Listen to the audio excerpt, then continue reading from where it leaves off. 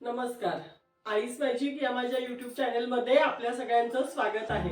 तर आज मी तुम्हाला दाखवणार आहे रवा केक आणि त्यासाठी काय काय साहित्य लागणार आहे ते मी तुम्हाला सांगते. तर मी 1 वाटी साखर घेतली आहे, हे 2 वाटी रवा घेतलाय मी, अर्ध्याला थोडासा जास्त हे मिल्क पावडर घेतले, हे तूप आहे, हे दही आहे, दूध आहे, वेलची पावडर आहे आणि एक इनोचं पॅकेट लागणार आहे.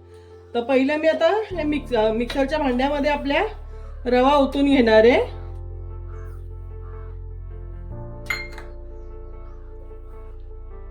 याच्यामध्ये साखर टाकून घेते,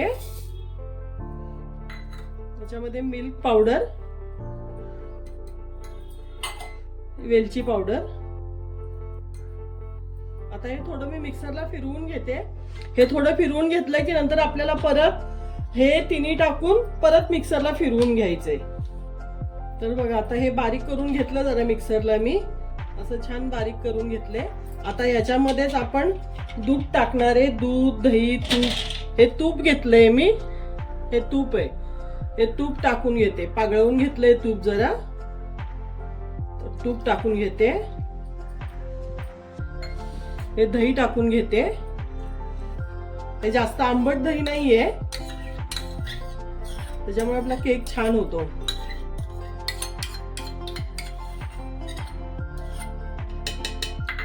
आणि हे दूधही 1 वाटी घेतलंय मी, तो दूधही टाकून घेते त्याच्यामध्ये. आता हे छान मिक्स करून घेणार आहे आणि परत मिक्सरला आपल्याला फिरवून घ्यायचे.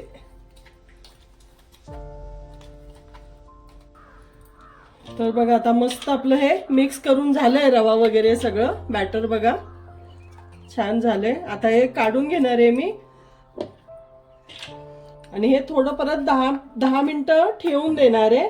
आपल्याला रवा थोडा भिजवून घ्यायचा ना, जरा तो त्यातला रवा थोडा भिजला ना मग एकदम छान होऊन जाईल. थोडंसं घट्ट होईल तर थोडंसं आपण 2-3 चमचे दूध टाकू शकतो त्याच्यामध्ये. थोडं जर बॅटर अजून घट्ट वाटलं ना आपल्याला तर परत 2-3 चमचे दूध टाकून घ्यायचे त्याच्यामध्ये.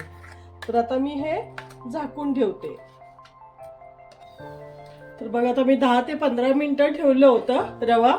तर बघा आपला रवा छान जरा भिजला गेलाय, हे बघा घट्ट झालाय.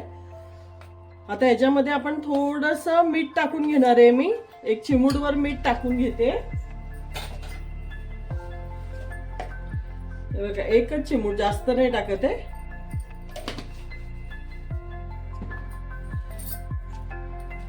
आणि हे इनो टाकते, इनो 1 सॅशे. तर इनो ऍक्टिव्हेट करायला फक्त 1 टेबलस्पून मी थोडंसं दूध टाकून घेणार त्याच्यावर.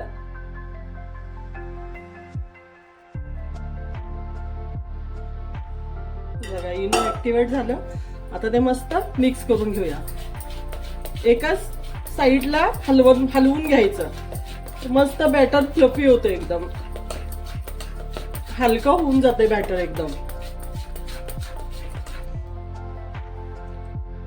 तर बघा मस्त आपलं मिक्स करून झालंय आणि मी हे कुकरच्या भांड्यालाच हे करून ठेवलंय, तूप लावलंय आणि त्याच्यावर मैदा लावून घेतलाय. मी कुकर मध्येच करणार आहे त्याच्यामुळे मी हे कुकरचं भांडच घेतलंय. आता मी ह्याच्यामध्ये हे आपलं बॅटर टाकून घेते.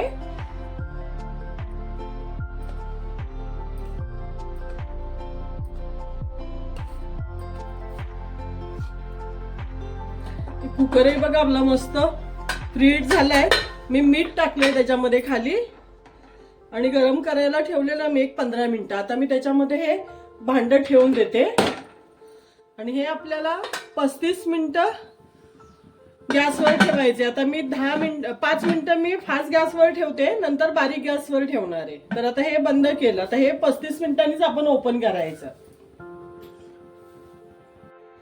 तर बघा आता अर्धा तास झाला आपला केक ठेवून. तर मी आता ओपन करून घेते. गॅस बंद केलाय मी. हे बघा मस्त छान झालंय. त्याचा टूथपिक घालून बघते मी. हे बघा एकदम क्लीन आली टूथपिक. आता तो थंड करून घेणार आहे मस्त मी. माझं थोडंसं बॅटर शिल्लक होतं ते मी थोडं इकडे टोपामध्ये पण ठेवलेलं, कढईमध्ये ठेवलेलं एका भांड्यामध्ये. हे बघा तेही आपलं छान झालंय एकदम. मस्त झालंय बघा, हे बघा तेही दाखवते, हे बघा मस्त झालंय, क्लीन निघतोय एकदम. तर आता तेही मी थंड करून घेते. दोन्ही केक आपले आता मस्त थंड करून घेते. आता तो त्याच्यामध्ये कुकर गरम आहे खूप आपला, त्याच्यामुळे मी तसाच थंड होऊन देणार आहे. हे छोटस आहे त्याच्यामुळे मी काढलं. आता हे मस्त थंड करून घेते. बघा मस्त झालंय, शिजलाय पण छान एकदम. तर तुम्ही असं बनवून बघा. आवडली केकची रेसिपी तर लाईक करा, शेअर करा, सबस्क्राईब करा. धन्यवाद. तर बघा आपले असे हे केक तयार झालेत. मी हे थोडंसं बॅटर ह्याच्यामध्ये पण थोडं वेगळ्या डिझाईन मध्ये ठेवलेलं, तर तेही आपलं छान शिजले आणि हा केकही आपला खूप छान झालाय. मी आता बाहेर काढून घेते. असं